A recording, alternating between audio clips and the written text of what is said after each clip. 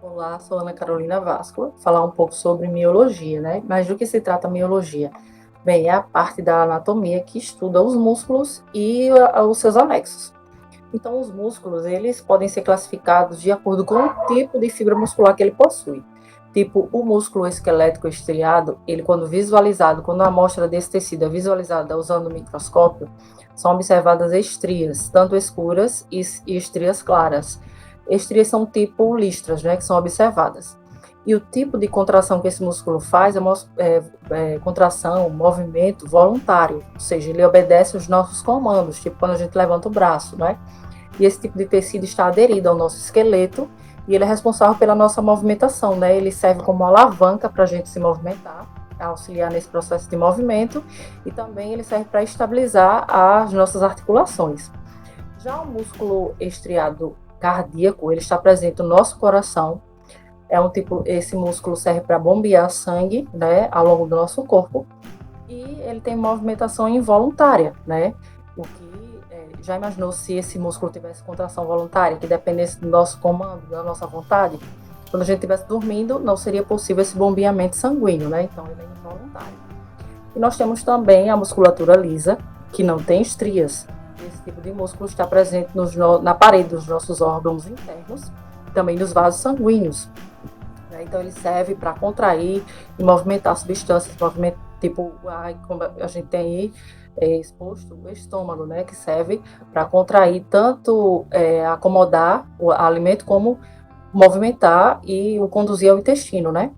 Então o músculo também tem propriedades e a gente tem uma que é a extensibilidade, que é a capacidade dele se estender, dele aumentar de tamanho para comportar determinado volume de substâncias, voltando ao exemplo do estômago, né? Quando a gente se alimenta e há um excesso de alimentos, o estômago se distende, se dilata para conformar, né? Para comportar esse excesso de alimentos. Então, ele aumenta o seu tamanho para aumentar esse excesso de volume.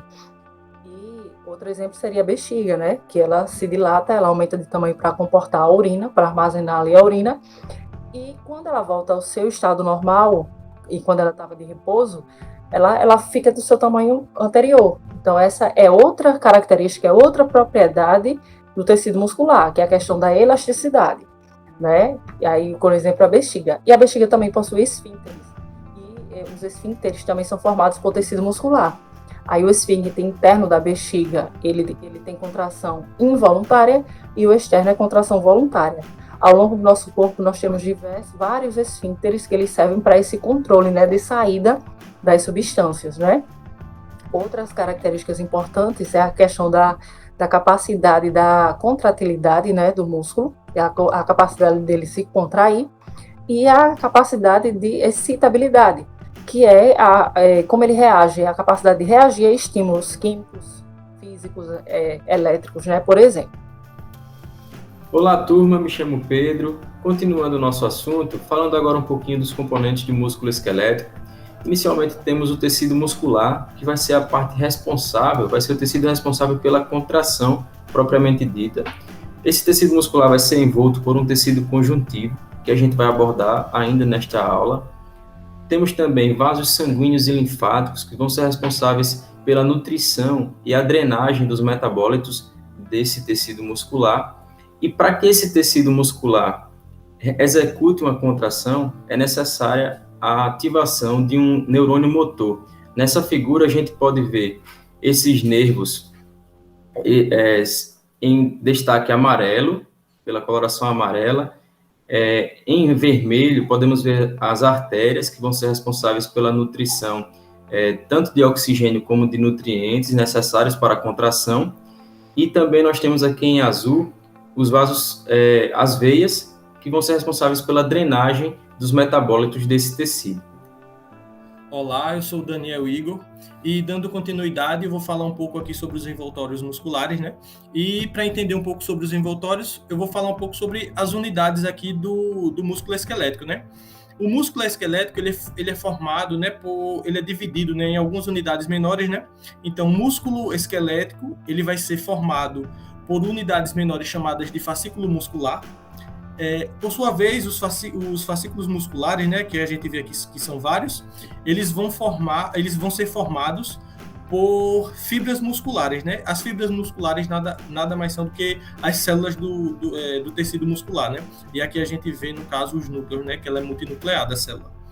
Então, e cada uma dessas unidades, né? Fibra muscular, fascículo muscular e até o próprio músculo, eles vão ser envoltos, né, por envoltórios de tecido conjuntivo, né, que aqui a gente tem cada um, por exemplo, o endomísio, o perimísio e o epimísio, né. A fibra muscular, no caso, ela vai ser envolta pelo endomísio, que nada mais é do que um tecido conjuntivo frouxo. Então, organizadas, elas vão formar o fascículo muscular. E esse fascículo muscular, por sua vez, ele também vai ser envolto pelo perimísio, que é um tecido conjuntivo denso, só que ele é um pouco frouxo.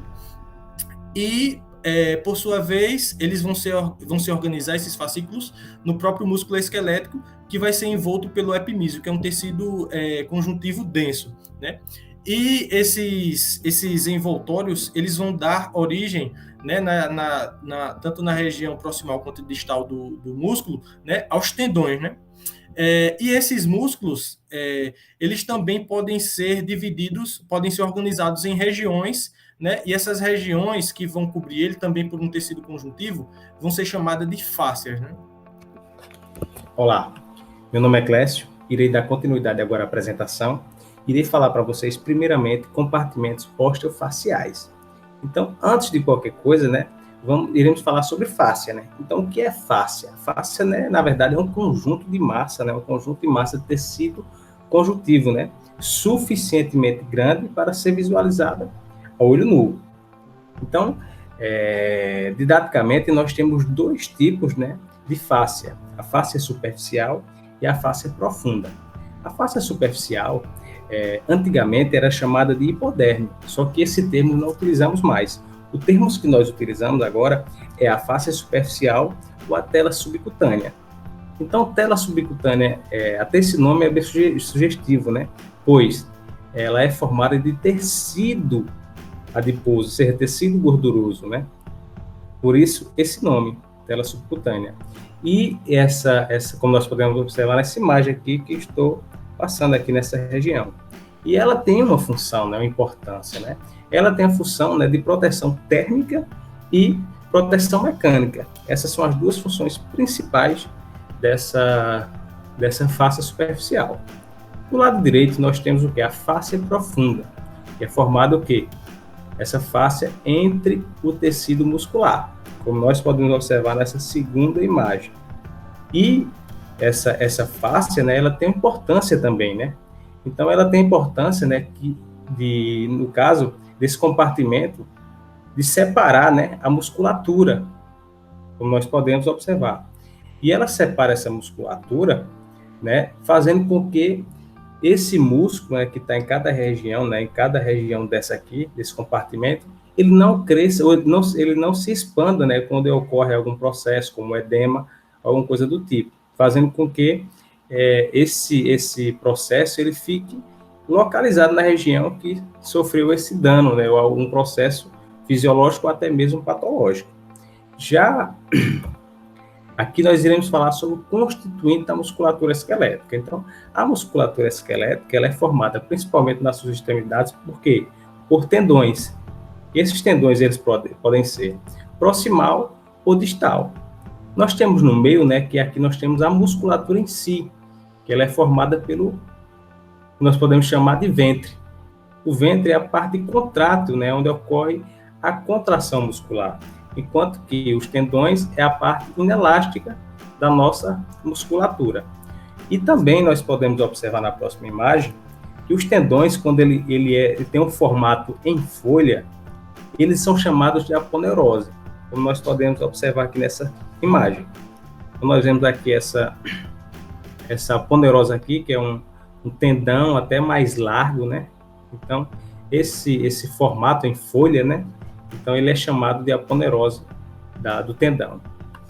Então, irei agora dar a oportunidade do nosso próximo componente para continuar a apresentação. Olá, meu nome é Jonalisson. Vou dar prosseguimento à apresentação aqui falando dos tendões, né? Classificação dos tendões. Mas antes de falar da classificação, gostaria de fazer um breve apanhado, né? Um introdutório do que é um tendão, né? A gente ouviu muito falar de tendinite, né? Problema nos tendões, mas não sabemos exatamente o que é um tendão.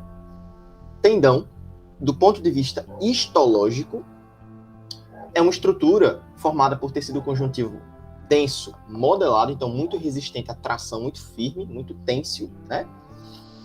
Com muita fibra colágena, por isso que ele é branquinho. Estou até mostrando aqui para vocês, ele é branco devido ao excesso de fibra colágena. Importante para o seu trabalho de tensão, tração, né? A função do tendão é ligar músculos e ossos entre si. Então ele está sempre ligando músculos e ossos. Não confundir com ligamentos, que liga dois ossos entre si, tá? Tendão liga músculos e ossos, tá bom? Vamos lá.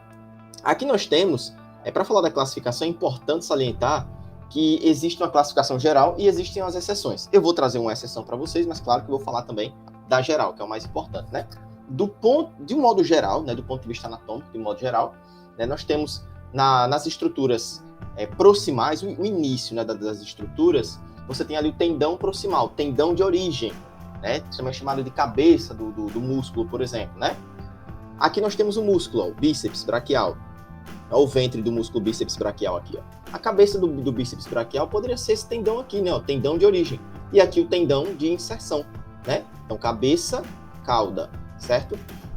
Aqui, ó, cabeça curta, né, do bíceps braquial, cabeça longa do bíceps braquial, e aqui o tendão, né, de origem dos dois, ó. É um processo coracoide. E aqui, a inserção do tendão dos dois, eles vêm aqui pro rádio, né? Então, veja o seguinte, que nesse caso aqui da flexão de cotovelo, né, o tendão proximal, o tendão de origem, ele realmente está na região proximal do bíceps braquial. O bíceps braquial começa aqui mesmo, então, de fato, ele está aqui. Tendão proximal, tendão de origem, está na região proximal. Tendão distal está na região distal, né? E o que acontece? No caso da proximal, aqui, a regra é, tendão proximal, que é o tendão de origem, ele é fixo durante o movimento, né? Ele não se movimenta. O tendão de origem, né, que ficaria mais ou menos por aqui, ele não se movimenta. Mas o tendão de inserção, ele se movimenta. Essa é a regra. Tendão de inserção, ele se movimenta. O de origem não se movimenta, tá bom? Durante a ação muscular. Mas aqui eu trouxe uma exceção, ó, que é no caso da barra fixa, com pronação, né? Desculpa, com supinada, né? A pegada supinada, né? Então aqui nós temos, ó, movimento barra fixa supinada, né? Perceba que tá até destacado, ó, que a maior contração está sendo para o bíceps, ó, a parte anterior do braço, né? Nesse caso aqui, nós temos uma exceção. Não vale essa regra aqui. Para esse caso aqui, o que acontece? O tendão de origem, né, ele está se movimentando. O tendão de origem, ele fica aqui, ó, de fato, na origem, né? De todo jeito ele está aqui, né? Nessa barra fixa. Mas ele está se movimentando, porque aqui, perceba que o movimento não é mais do antebraço. Aqui era do antebraço, ó. Quem se movimentava aqui era o antebraço. Aqui não é mais o antebraço. Quem se movimenta aqui é o próprio braço, tá? É tanto que você está vendo aqui, ó, vermelhinho a parte do bíceps braquial, porque é ele quem está se contraindo mais aqui nesse movimento aqui, né? Então aqui, o tendão proximal está se movimentando. O tendão distal, que seria esse aqui, não está se movimentando nesse exercício aqui que vocês estão vendo, né? Então, nesse caso aqui, não há movimento do tendão distal. Há movimento apenas do tendão proximal. Então, a regra de movimento, você vê que ela varia de acordo com o tipo de ação muscular que você está exercendo. Não é uma regra absoluta, né? De um modo geral, como eu falei, tendão proximal, que é o tendão de origem, né, a cabeça do músculo, ele é fixo durante o movimento. E o tendão distal, que é a cauda do músculo, ele está em movimento, né? Fixo seria o tendão proximal. Em movimento seria o tendão distal, né? Só que aí nós temos, né, uma exceção em que eu mostrei para vocês, em que não é uma flexão de cotovelo. Nesse caso aqui é um movimento inverso. Está flexionando, na verdade, o braço e não o cotovelo. E aí, nesse caso, não seria o antebraço, né? Seria só o braço mesmo. Então, nesse caso, a regra se inverte. E aí o proximal vai se movimentar e o distal não vai se movimentar. Bom, o que eu tenho para falar é isso. Passo a minha fala agora para os próximos colegas e agradeço a atenção de todos. Olá pessoal, me chamo Manuel Acácio. Vamos aqui dar continuidade à nossa apresentação. Eu fiquei encarregado dessa classificação aí dos músculos quanto à forma, né? Nessa classificação, os músculos são subdivididos em triangulares, quadrados, circulares, denteados, pupulares, piriforme e deltoide. Em relação aos músculos triangulares, nós temos como principal exemplo o músculo miloioide, né? Que é um músculo localizado nessa região, aí na região mandibular aí do slide. Como músculo quadrado, nós temos como exemplo o músculo masseter, né? Que é um músculo localizado aí na face, e ele é um dos músculos responsáveis pela nossa mastigação. Em relação aos músculos circulares, nós temos como exemplo, né, os músculos orbiculares do olho e da boca. Como exemplo de músculo denteados, nós temos o músculo serrátil, né, que é parecido com uma serra. Em relação aos músculos cupulares, nós temos como exemplo o músculo diafragma, que é um músculo da respiração, e esse músculo é responsável pela divisão entre o tórax, né, ele divide o tórax do abdômen. Como músculo piriforme, nós temos esse exemplo aí do slide, né, que ele tem o formato de uma pirâmide.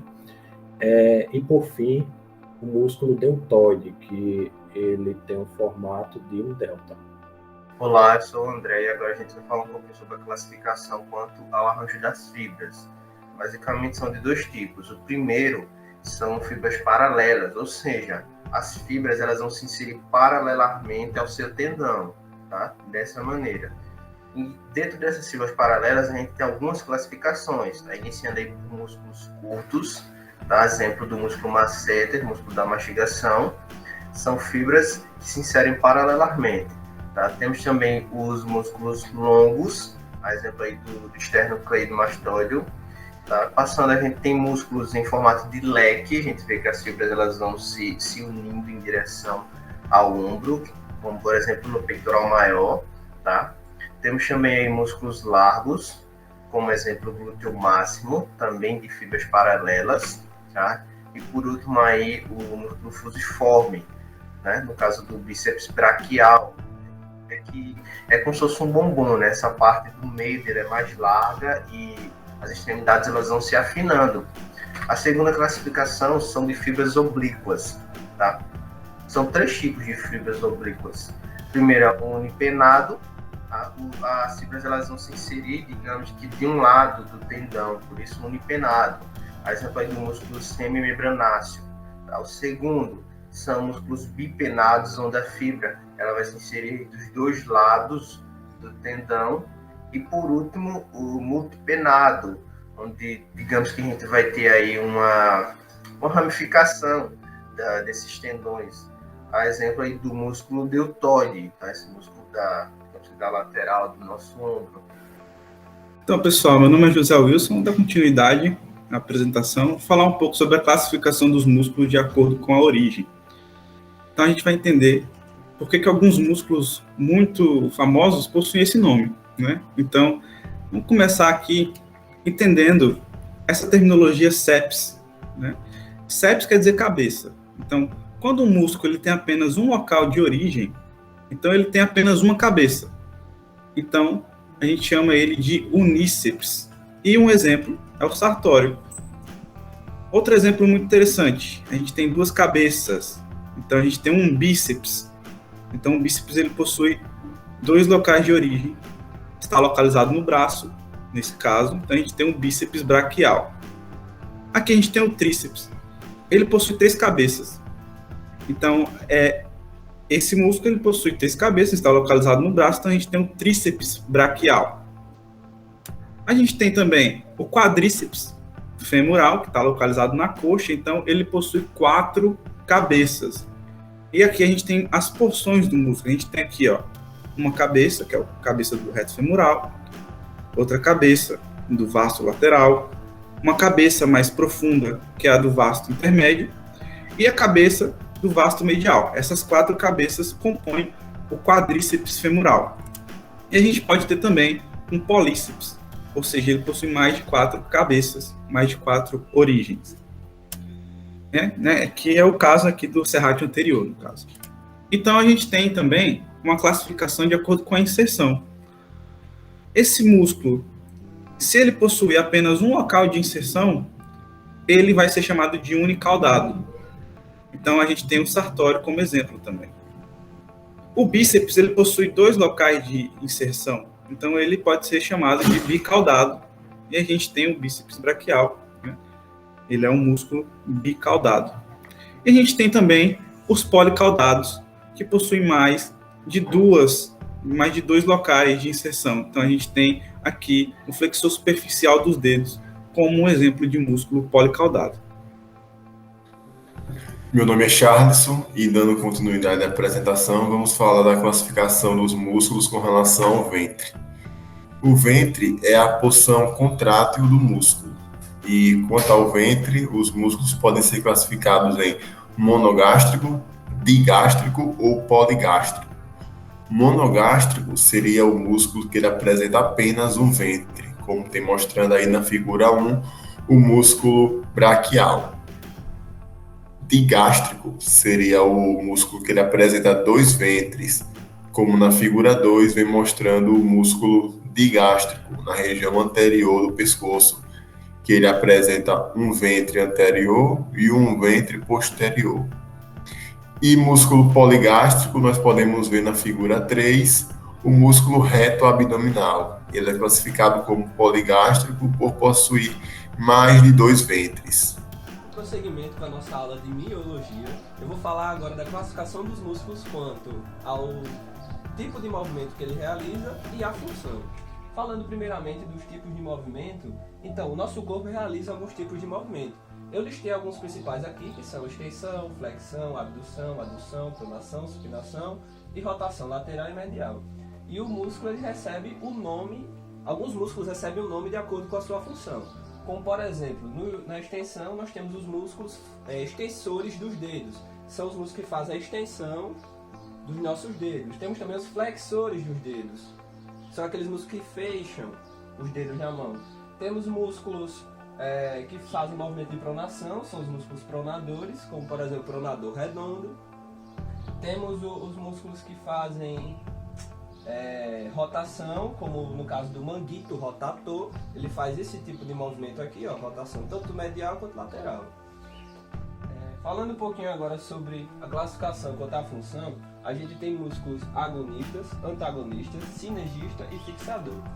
O que seria cada um deles? O agonista é o músculo principal que realiza o movimento. Então quando você está lá na academia, brabo, para fazer aquele supino, pega a barra, bota o peso e faz o movimento do supino. O músculo agonista desse exercício é o peitoral maior. É o músculo que você está exercitando quando você realiza o exercício do supino reto. E o antagonista é o músculo que relaxa quando o agonista contrai. Então você vai ter de antagonista do peitoral maior o latíssimo do dorso, que é a grande dorsal. Você vai ter a região posterior do deltoide. Você vai ter algum romboide aqui, o romboide maior e menor. E o sinergista já seria um músculo que auxilia o agonista. Então, nesse mesmo exemplo do supino, quem é que ajuda você a fazer o movimento de supino fora o peito? O tríceps. O tríceps contribui muito com o movimento deste exercício do supino, de contração do peitoral. Você está aqui fazendo o movimento de contração do peito e o seu tríceps braquial também contribui bastante. Músculos fixadores. O fixador ele vai estabilizar uma articulação. Então, uma articulação muito importante nesse mesmo exemplo que eu estou dando do supino reto é a articulação do ombro. Então, os músculos do manguito rotator vão fixar a articulação para te dar estabilidade no movimento. Só que ele não participa diretamente, ativamente do movimento. Ele vai auxiliar fixando. Eles são muito importantes porque, por exemplo, muitas vezes você sente dor nessa região do manguito rotator, porque o manguito está fraco, quando você está fazendo o exercício de supino. Então é bastante importante você ter consciência corporal de cada um dessas funções dos músculos para poder aumentar e melhorar o seu desempenho. Bem, Foi isso, era isso que eu queria passar para vocês sobre classificação dos músculos. Segue a equipe Sabotagem e vamos vencer essa rifa.